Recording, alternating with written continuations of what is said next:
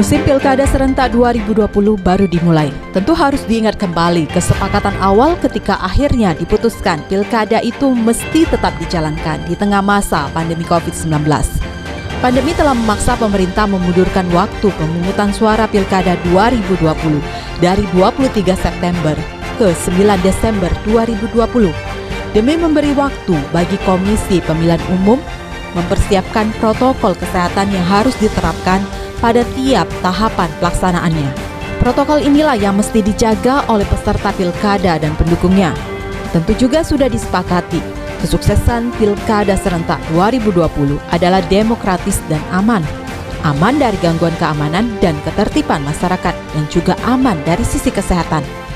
Dalam kalimat yang populer belakangan ini, kegiatan pilkada diupayakan tidak menjadi klaster baru.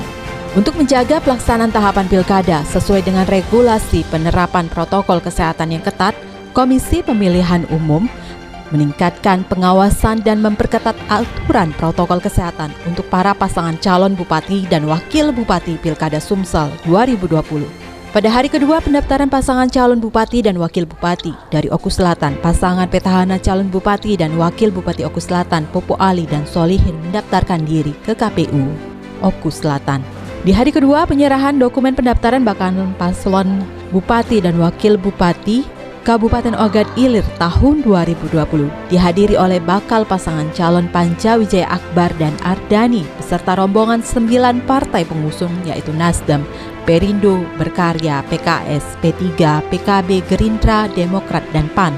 Puluhan pendukung pasangan calon Bupati Ogan Ilir Panca dan Ardani tak dapat masuk ke area KPU Ogan Ilir, sehingga mereka harus menunggu di luar saat mengantar pasangan calon Bupati Ogan Ilir ini untuk mendaftarkan diri ke KPU Ogan Ilir.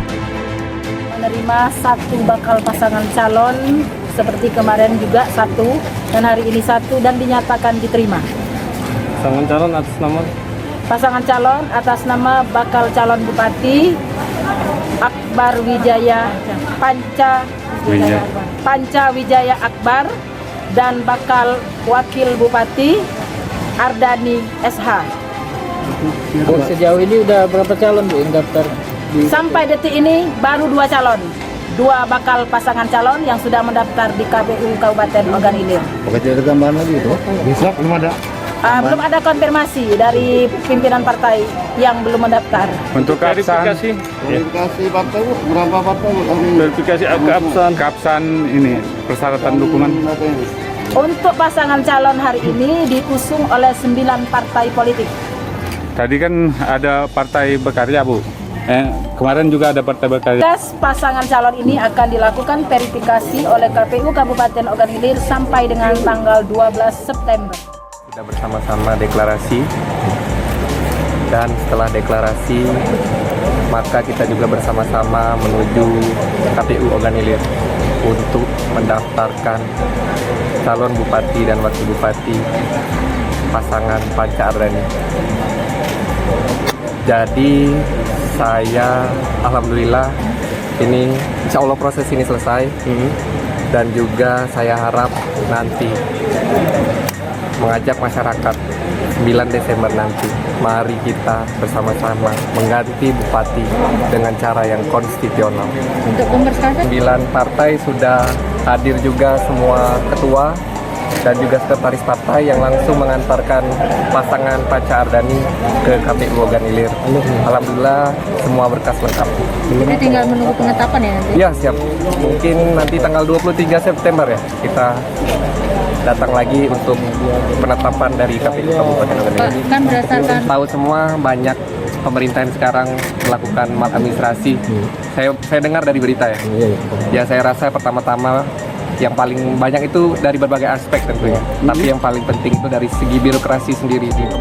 2 paslon bakal Bupati dan Wakil Bupati Kabupaten Pali 2020 Heri Amanindo dan Sumarjono dan Depi Haryanto Darmadi Zuaimi resmi mendaftarkan diri di Kabupaten Pali di hari pertama dan di hari kedua pendaftaran Pilkada Serentak 2020. Bakal pasangan calon Bupati dan Wakil Bupati Musirawas, Haja Ratna Mahmud dan Haja Suwarti atau disebut Rama berarti sangat optimis sekali kemenangannya di Pilkada Musirawas 2020. Itu semua diungkapkan saat melakukan pendaftaran diri di KPU Musirawas pada hari kedua pendaftaran. kita harus optimis kemenangan. Kalau keyakinan 100%, kalau target ya sesuai kita usahakan, kita targetkan minimal 70%. Ini ramah berarti ini sesuai dengan singkatan nama Ratna Mahmud bersama Suwardi. Artinya ramah pemerintah ke depan itu harus ramah dengan seluruh masyarakat Kabupaten Musirawas. Kemudian ya dalam mengelola 5 tahun ke depan itu harus berarti untuk masyarakat Kabupaten Musirawas, terutama untuk meningkatkan kesejahteraan rakyat Kabupaten Musirawas, meningkatkan ekonomi dan ada manfaatnya selama kita pemerintah di Kabupaten. Pengamat politik lokal Musirawas Lubuk Linggau dan Muratara, Kurniawan Eka Saputra, mengatakan untuk pertarungan bakal calon bupati dan wakil bupati Kabupaten Musirawas 2020 diperkirakan akan terjadi head-to-head. Kontestasi Pilkada Kabupaten Musirawas tahun 2020 di mana terakhir dalam pendaftaran sepertinya akan ada pertarungan head-to-head antara petahana pasangan Haji Hendra Gunawan atau H2G dengan Haji Mulyana yang akan melawan kontestan periode yang lalu sebenarnya, Haja Ratna Mahmud dan Wakil Bupati Petahana Haja Suwardi. Jika melihat kalkulasi peluang, sebenarnya tentu saja petahana itu memiliki peluang yang lebih besar. Tapi setidaknya ada 2 indikator yang bisa kita lihat terkait peluang petahana. Yang pertama adalah tentu sebagai petahana dia punya beberapa keuntungan ya. Hampir seluruh petahana tentu punya keuntungan. Pertama, dia bisa mengakses birokrasi mulai dari tingkat pemerintahan daerah sampai kepada kecamatan dan desa. Sementara itu, pengamat politik Sumsel Bagindo Togar menduga fenomena pasangan calon melawan kotak kosong ini terjadi antara prestasi petahana, kapitalisasi, atau bahkan defisit demokrasi yang terjadi dalam pilkada serentak. Karena hingga 6 September hanya ada 1 calon kepala daerah yang mendaftarkan diri di KPU Oku, termasuk Oku Selatan. Sesuai dengan peraturan KPU, pendaftaran pasangan calon bupati dan wakil bupati Kabupaten Oku maupun Oku Selatan diperpanjang karena hanya ada 1 paslon yang mengikuti. Karena ini antara prestasi, kemudian kapitalisasi dan defisit demokrasi yang terjadi dalam pilkada serentak dan secara khusus lagi terjadi dalam suasana pandemi. Ini lengkap, complicated sebenarnya. Harusnya semua stakeholder pelaksanaan pilkada di Sumsel ini harusnya nyadari ini supaya terbangun suasana atau bangunan demokrasi yang ideal itu. Penyelenggara berintegritas, partai politik juga komit dengan prinsip-prinsip demokrasi yang akan dibangun di tengah masyarakat, para calonnya juga teruji secara personal dan secara kualitas intelektualnya, kualitas moralnya, kualitas. Dalam penandatanganan surat keputusan bersama atau SKB tentang pedoman pengawasan netralitas ASN dalam penyelenggaraan pilkada tahun 2020 melalui video conference, Sekda Kabupaten Musirawas meminta ASN di Musirawas netral pada pilkada nantinya. Tentu, untuk menyukseskan pilkada itu, Polda Sumsel mengajak semua pihak dan lapisan masyarakat bersama-sama menjaga kondisi Kamtibmas yang telah terpelihara dengan baik selama ini.